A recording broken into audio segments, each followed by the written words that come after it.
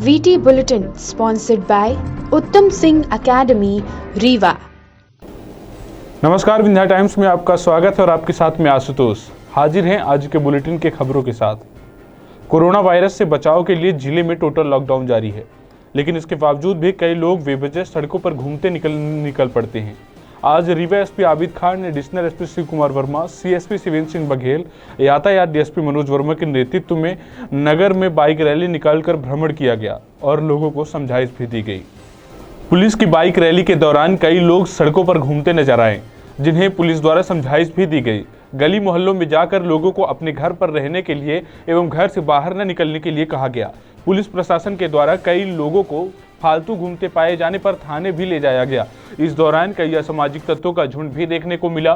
Total lockdown के बाद भी दुकान खुली होने पर पुलिस ने उन पर कार्यवाही भी की। कोरोना वॉरियर्स जिला पुलिस पर बाइक रैली के दौरान हिंदू और मुस्लिम समाज के लोगों ने फूलों की वर्षा की। समाज के लोगों को कहना है कि पुलिस कर्मियों की हौसला अफजाई के लिए हमने फूलों की वर्षा की है। 3 दिन बाद भी प्रशासन द्वारा थोक सब्जी की बिक्री शुरू करते ही आज सैकड़ों की संख्या में भीड़ मंडी सब्जी लेने जा पहुंची। हालत यह हो गई कि सड़क में भीषण जाम लग गया और सोशल डिस्टेंसिंग की धज्जियां उड़ गई। सूचना मिलते ही भारी पुलिस बल मौके पर पहुंच गया, जिसके बाद भीड़ को खदेड़ कर स्थिति को सामान्य किया जा सका। करहिया स्थित मंडी में प्रशासन द्वारा थोक सब्जी की बिक्री शनिवार से शुरू कराई गई थी, जिनमें सिर्फ थोक व्यापारियों को स्थानीय किसानों से सब्जी खरीदने की अनुमति दी गई थी। सब्जी की बिक्री शुरू होते ही आज सुबह शहर भर से खरीदारों की भीड़ उमड़ पड़ी और भारी संख्या में लोग मंडी के लिए सामान लेने के लिए एकत्र हो गए। धारा 144 व सोशल डिस्टेंसिंग की धज्जियां एक पल में ही उड़ा दी गई। हालात यह थी कि पैदल निकलने की तक के लिए जगह नहीं थी। सूचना मिलते ही नगर पुलिस अधीक्षक शिवेंद्र सिंह सहित भारी संख्या में पुलिस बल मौके पर पहुंच गया और वहां लोगों को खदेड़ दिया। करीब घंटे भर बाद स्थिति को सामान्य हुई। दरअसल प्रशासन द्वारा करहिया में थोक सब्जी की बिक्री सुनिश्चित कराई गई थी और बाद में ठेलों के माध्यम से शहर के विभिन्न मोहल्लों में आपूर्ति की योजना बनाई गई थी, लेकिन सब्जी बिक्री की सूचना मिलते ही फुटकर खरीदार मंडी में पहुंच गए, जिसके कारण यह स्थिति निर्मित हो गई। पुलिस द्वारा अब भविष्य में ऐसी स्थिति निर्मित न होने पाए, उसको रोकने के लिए कड़े कदम उठाए जा रहे हैं। क्या है, शहर में सब्जी की आवश्यकता को देखते हुए और यहाँ के नागरिकों की मांग को देखते हुए प्रशासन द्वारा एक निर्णय ये लिया गया था कि आज प्रातःकाल से सब्जी मंडी में लिमिटेड काम शुरू किया जाएगा। उसमें तय किया गया था कि बाहर से कोई सब्जी नहीं आएगी। रीवा शहर उसके आसपास के आधे किसान जो नियमित रूप से सब्जी लाते हैं उनको सब्जी लाने को कहा गया था, लेकिन ये मैसेज जनता में अपने आप प्रसारित हो गया कि सब्जी मंडी खुल रही है। उसके कारण बहुत सारे शहर के ग्राहक जो है वहाँ पे इकट्ठे हो गए। इस कारण सब्जी मंडी में सुबह सुबह काफ़ी भीड़ भाड़ लग गई थी। उसके बाद पुलिस बल, हमारे पूरे शहर का पुलिस बल वहाँ पे पहुँचा और विनम्रतापूर्वक वहाँ की भीड़ को हटवाया गया है। तो उसके बाद तो भीड़ कम हो गई थी और अभी जो है सब्जी मंडी में उसके बाद स्थिति सामान्य हो गई थी। सर, भविष्य में ऐसी स्थिति निर्मित न हो, इसके लिए क्या प्रयास किया जाए? देखिए, हम अगर सब्जी मंडी चालू रहती है तो हम कोशिश करेंगे कि जहाँ से भीड़ भाड़ आती है हमको रास्ते में रोक करके और अनाउंसमेंट के माध्यम से जनता को जो है और मीडिया के माध्यम से भी हम जनता को बताएं कि वहाँ पर आम कस्टमर के लिए सब्जी मंडी नहीं खोली गई है, केवल थोक मंडी खोली गई है, वो भी लिमिटेड व्यापारियों के लिए, नामजद व्यापारियों के लिए। उनको पास भी दिया गया है, तो वहाँ आम जनता वहाँ पे न जाए, फुटकर विक्रेता वहाँ पे न जाएं। और अभी प्रावधान ये किया गया है कि हर मोहल्ले में ठेलों के माध्यम से सब्जी घर घर पहुँचाई जाएगी। जिनको भी सब्जी की आवश्यकता है अपने घर पे रहें, या वो चाहें तो हमें कॉल कर सकते हैं, नगर निगम को कॉल कर सकते हैं, कलेक्ट्रेट में कंट्रोल रूम है वहाँ कॉल कर सकते हैं, पुलिस कंट्रोल रूम को कॉल कर सकते हैं। जहाँ कहीं भी प्रशासन के किसी भी विभाग में अगर हमारे पास फ़ोन आएगा तो हम उनके पास घर घर तक सब्जी भिजवाने की व्यवस्था करेंगे। इसी तरह हमने किराना की व्यवस्था भी की है, फ़ोन नंबर भी मीडिया को भी दिए हैं और संभवतः आज से जो स्विगी नाम की कंपनी है उसके द्वारा भी किराने के सामान की होम डिलीवरी चालू कर दी जाएगी। कल से उनके द्वारा कुक्ड फूड सप्लाई शुरू कर दी गई है और स्विगी कंपनी द्वारा आज शाम तक ग्रोसरी की सप्लाई भी किए जाने की संभावना है। तो ऐप के माध्यम से सप्लाई होगी और हम चाहते हैं कि जनता को हर चीज़ें जो है घर बैठे मिले। कोरोना महामारी एक दूसरे के संपर्क में आने से बहुत तेजी से फैलती है। इसे रोकने के लिए ही प्रशासन द्वारा लॉकडाउन और आवागमन पर रोक लगाई गई है। जिले के मनगवा थाना अंतर्गत रघुराजगढ़ बाजार में उस समय हड़कंप मच गया जब पुलिस प्रशासन की टीम एक एक करके इकट्ठा होने लगी। आपको बता दें, रघुराजगढ़ मार्केट में एक मुस्लिम बस्ती है जहां पर 9 लोग दिल्ली और अजमेर शरीफ से शामिल होकर लौटे थे। इन लोगों की लिस्ट जब प्रशासन के पास पहुंची तभी प्रशासन इन्हें प्राथमिक जांच के लिए ले जाना चाह रही थी, लेकिन इन सभी का आरोप था कि हमें मुस्लिम समझकर हमारे साथ ऐसा किया जा रहा है, जिसके कारण मनगमा एसडीओपी मनगमा थाना प्रभारी, मनगमा नायब तहसीलदार और मनिकावार चौकी प्रभारी द्वारा इन्हें समझा बुझाकर जांच के लिए रीवा लाया गया है। यहाँ पर पुलिस प्रशासन की भी लापरवाही साफ देखने को मिली। इतने में दिनों आए हुए व्यक्ति अगर पॉजिटिव पाए जाते हैं तो यह लोग कितने लोगों को संक्रमित कर सकते हैं, इसका अनुमान भी नहीं लगाया जा सकता है। आपको बता दें, प्राथमिक जांच में यह सभी स्वास्थ्य बताए गए हैं। नायब तहसीलदार मनगमा ने बताया कि जैसे हमें पता चला कि हमारी टीम यहां पर पहुंची है और इन लोगों को प्राथमिक जांच के लिए ले जाया जा रहा है, अगर ऐसा कुछ भी निकला तो इन्हें छोड़ दिया जाएगा। देश भर में कोरोना महामारी के बीच पूरी दृढ़ता से डटकर जनसेवा में लगे पुलिसकर्मियों के सम्मान में लोगों के साथ अब जनप्रतिनिधि व नेतागण भी आ रहे हैं। इसी क्रम में सिगरौली विधायक रामलल्लू वैश्य, भाजपा जिलाध्यक्ष वीरेंद्र गोयल समेत पार्टी के कई पदाधिकारी मोरबा थाने पहुंचकर पुलिसकर्मियों का सम्मान किया। मोरबा थाने पहुंचकर सिगरौली विधायक रामलल्लू वैश्य, भाजपा जिलाध्यक्ष वीरेंद्र गोयल द्वारा मोरबा निरीक्षक नागेंद्र प्रताप सिंह समेत उपस्थित सभी पुलिसकर्मियों को अपने कर्तव्यों का पूर्ण रूप से निर्वहन कर सिगरौली जिले को इस महामारी से बचाए रखने के लिए पुष्प वर्षा कर धन्यवाद ज्ञापित किया गया। इस दौरान भाजपा जिलाध्यक्ष वीरेंद्र गोयल ने बताया कि लंबे लॉकडाउन के दौरान पुलिसकर्मियों निश्चल भाव से दिन रात एक कर जनता एवं देश की सेवा में लगे हुए हैं, जिसके लिए वह बधाई के पात्र हैं। वहीं पुलिस की हौसला अफजाई में सिगरौली विधायक रामलल्लू वैश्य ने कहा कि पुलिसकर्मियों की सेवा भाव सराहनीय है, जिससे हमारा सिगरौली जिला अभी तक इस महामारी की चपेट से बचा है।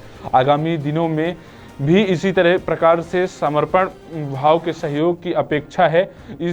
वहीं इस दौरान सम्मानित हुए नगर निरीक्षक नागेंद्र प्रताप सिंह ने विधायक एवं जिलाध्यक्ष समेत पदाधिकारियों का हौसला अफजाई करने के लिए धन्यवाद देते हुए कहा कि इस प्रकार हौसला अफजाई से पुलिस बल को भी इस विषम परिस्थितियों में भी और बेहतर तरीके से कार्य करने की प्रेरणा मिलती है।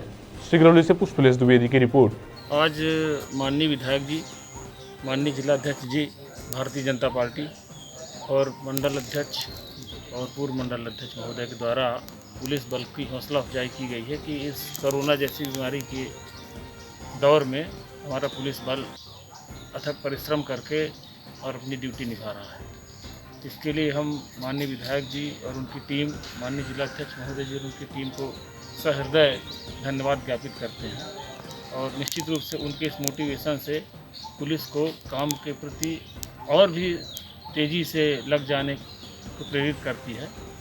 त्योथर के चाक घाट की पुलिस से आज स्थानीय डॉक्टरों के साथ मिलकर सामुदायिक स्वास्थ्य केंद्र चाक घाट में एक सुर में हम होंगे कामयाब का गीत गाकर कोरोना से फाइट करते हुए एकजुटता दिखाई। देश भर में फैले कोरोना वायरस के संक्रमण को रोकने के लिए शासन और प्रशासन के द्वारा लगातार नित नए प्रयास किए जा रहे हैं, जिसके तहत लोगों को एकजुट करने और कोरोना को पराजित करने एवं जागरूक करने के लिए भी लगातार अभियान चलाया जा रहा है। प्रशासनिक स्तर पर भी कोरोना से फाइट की तैयारी की जा रही है। इसी तारतम्य में रीवा जिले की चाक घाट पुलिस ने डॉक्टरों के साथ मिलकर एकजुटता दिखाई और सामुदायिक स्वास्थ्य केंद्र चाक घाट में खड़े होकर एक सुर में हम होंगे कामयाब के गीत गाए। दरअसल विगत दिनों से समूचा विश्व इस वैश्विक महामारी से फाइट करने में लगा हुआ है और पूरी सजगता के साथ अपने दायित्वों का निर्वहन भी कर रहा है और इसी के तहत रीवा की चाक घाट पुलिस ने हम होंगे कामयाब गीत के साथ डॉक्टरों का भी उत्साहवर्धन किया। वहीं पुलिस और डॉक्टरों के द्वारा लगातार लोगों को घरों में रहने की अपील भी की जा रही है। सिरमौर से सुभाष मिश्रा की रिपोर्ट। पहली बार तो मैं आपको ठीक करना चाहूँगा कि ये पहली बार हम लोगों ने नहीं किया है, ये हम लोग पहले 2 बार कर चुके हैं, मान लीजिए ये तीसरी बार हम लोगों ने किया है। और जो फ्रंट लाइन वर्कर हैं, हेल्थ वर्कर, पुलिस डिपार्टमेंट, तो ये दोनों फ्रंट लाइन में काम कर रहे हैं। तो ये जो भी कर्मचारी अधिकारी हैं उनका प्रोत्साहन हो और कोरोना की जो लड़ाई है उसमें हम लोग कामयाब रहें। इसमें बढ़ चढ़ के लोग उत्साहित होकर कर्मचारी उसमें पार्टिसिपेट करें, काम करें। इसलिए दोनों हेल्थ, स्वास्थ्य डिपार्टमेंट और पुलिस डिपार्टमेंट दोनों की सहयोग प्राप्त करने के लिए ये पहल की गई। कोरोना वायरस को लेकर आम आदमी से लेकर स्वयं खुद देवदूत भी खौफ में है। इंदौर में डॉक्टर पंजवानी की मौत और भोपाल में 2 जूनियर डॉक्टरों की कोरोना वायरस की पॉजिटिव रिपोर्ट आने के बाद अधिकांश डॉक्टरों के मन में खौफ नजर आ रहा है। यही वजह है कि ग्वालियर में 50 संविदा डॉक्टरों ने सेवा से इस्तीफा दे दिया है। वहीं बात की जाए सतना की, तो सतना में भी अधिकांश निजी नर्सिंग होमों में ताले लटके हुए नजर आते हैं या फिर नर्सिंग होम के दरवाजे में नोटिस बोर्ड टांग दिया गया है कि डॉक्टर साहब बाहर हैं, मोबाइल से संपर्क कर अपनी परेशानी साझा कर सकते हैं। हैरत की बात यह है कि अब जिला चिकित्सालय के अलावा डॉक्टरों की सारी निजी सेवाएं बंद है, जबकि एस्मा के मुताबिक ये सभी अति आवश्यक सेवाओं में हैं।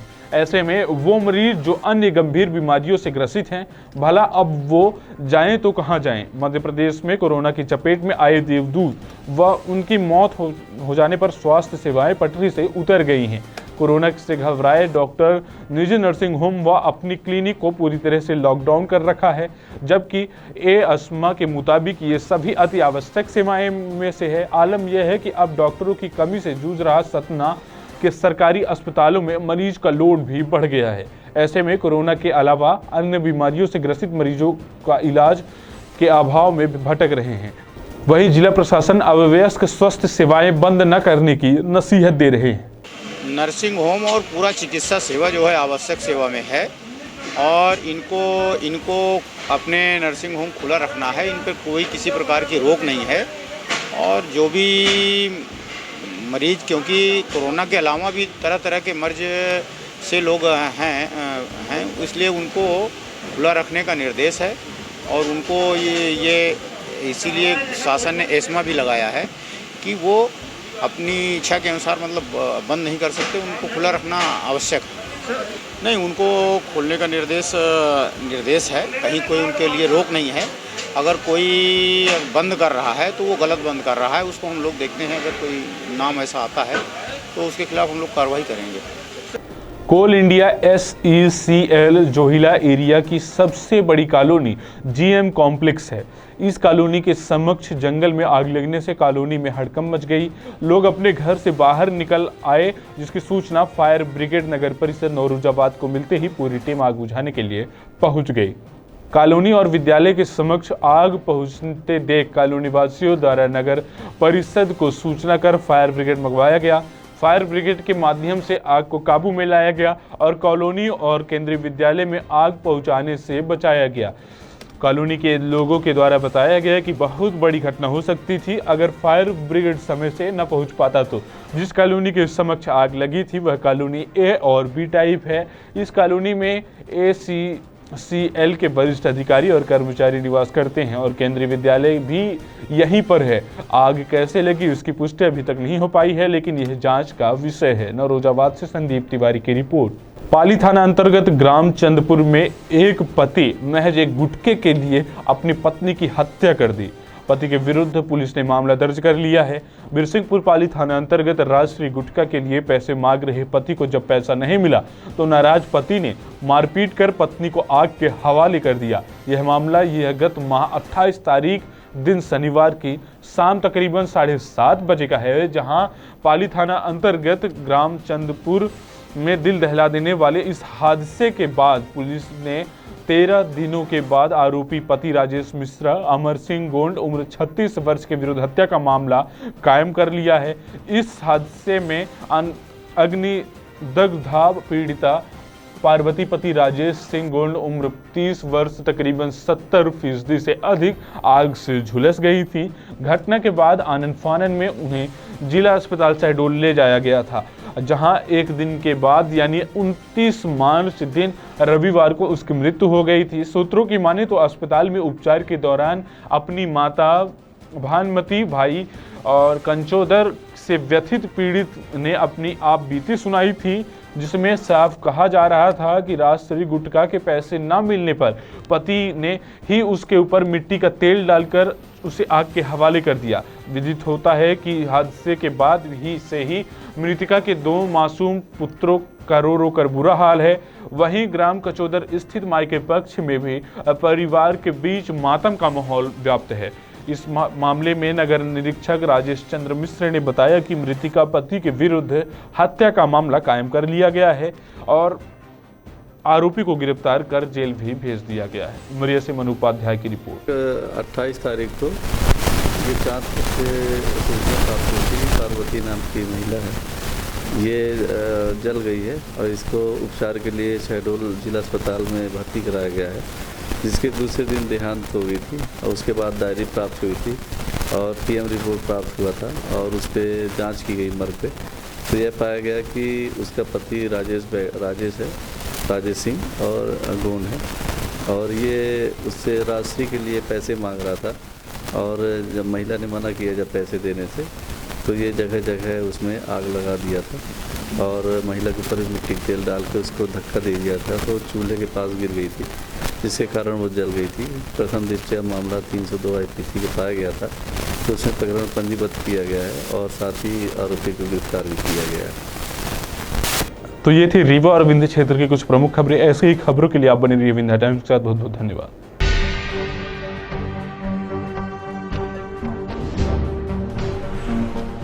VT Bulletin sponsored by Uttam Singh Academy, Rewa.